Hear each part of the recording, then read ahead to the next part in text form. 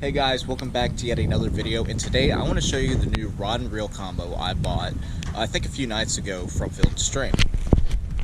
This is the Penn Conflict 2, and it's on a Fuji rod, and I'm just going to go over basically the rod, the reel, why I picked it, as well as we're going to try test it tonight, see if we can catch some speckled trout and redfish, so hope y'all enjoy it. We'll go ahead and start off with the rod.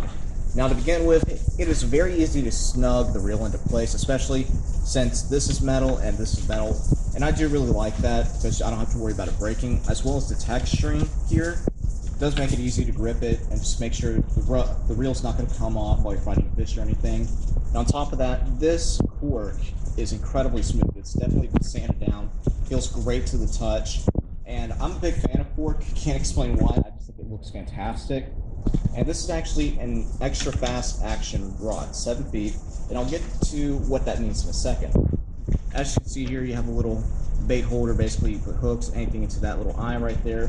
That's something I've always looked for in a rod. And these eyelets, very, very nicely made. So we can continue down. Just really well done. No problems whatsoever.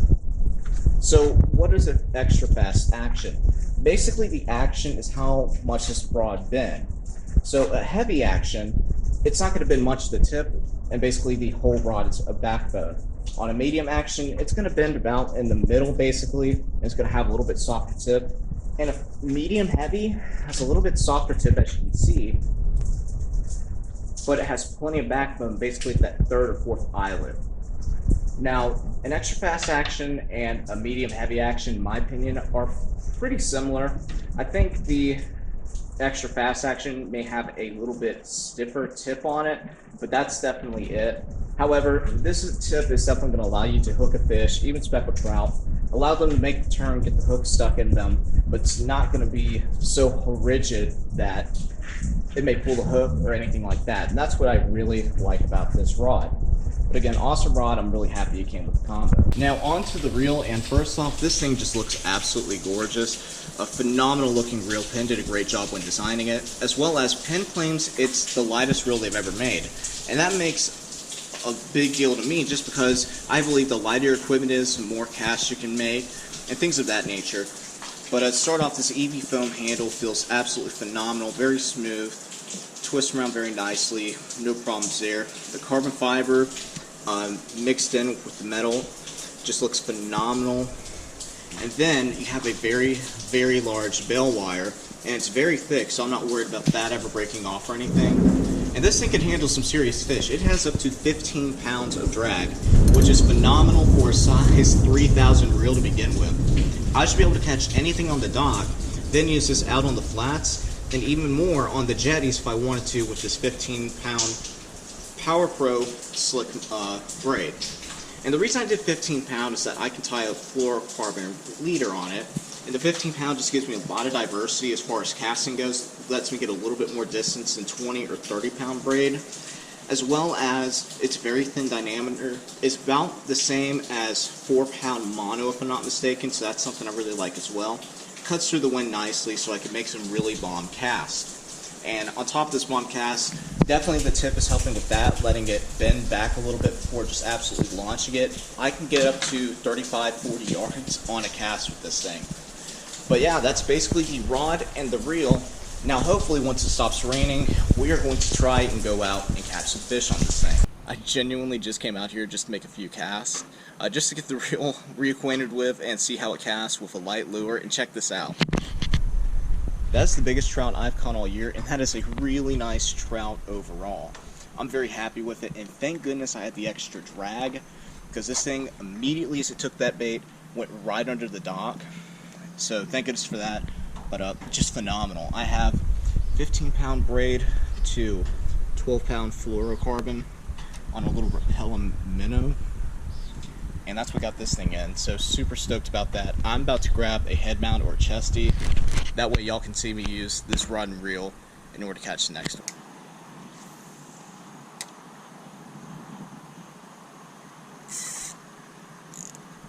First one right there. Tighten up that drag a little bit.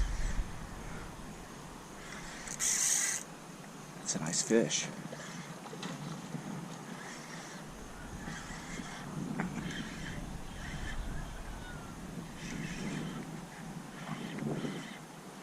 Excellent fish. Come on. And I don't have the net nearby, so I'm just gonna have to dock flip him.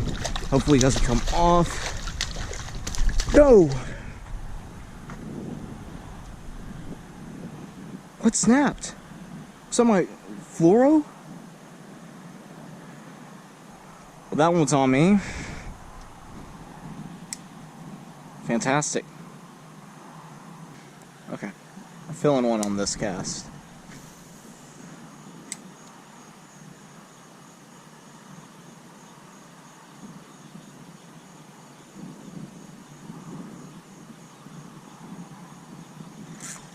Yep.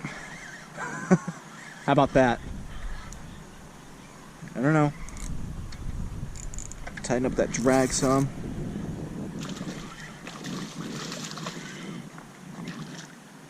Oh, it's a little red.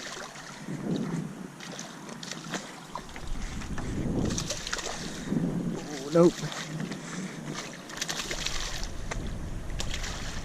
There we go. Okay. The first fish of the night is this little red drum. Wish I had something a little bit bigger to really show y'all the capability of this rod. But I just tightened that drag down probably 5 or 6 clicks and immediately had full control over this fish. So that was very nice. But as far as the tip and everything went like that, just absolutely hammered it and felt really good once he hit that. There's soft enough tip to where it hooked him, but definitely plenty of backbone, as you saw, to get him away from the structure once I did hook him up. So that was really nice to see as well. Like I said, the extra fast tip is very similar to a medium heavy, which is very good for inshore fishing like this. But yeah, small guy, but we'll take him. We'll go ahead, get this hook out, and release him since he's undersized.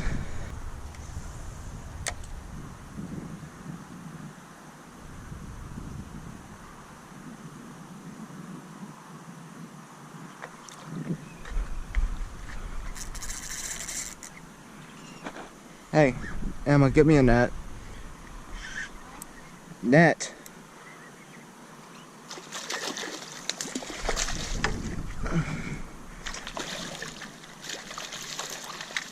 I got him. I was on my way. Is that a big one or no? Nah, smaller one.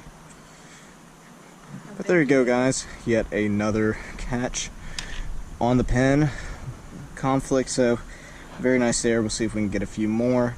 Definitely put up a little bit more of a fight, a little bit bigger than that last one. But again, didn't really have to tighten that drag down.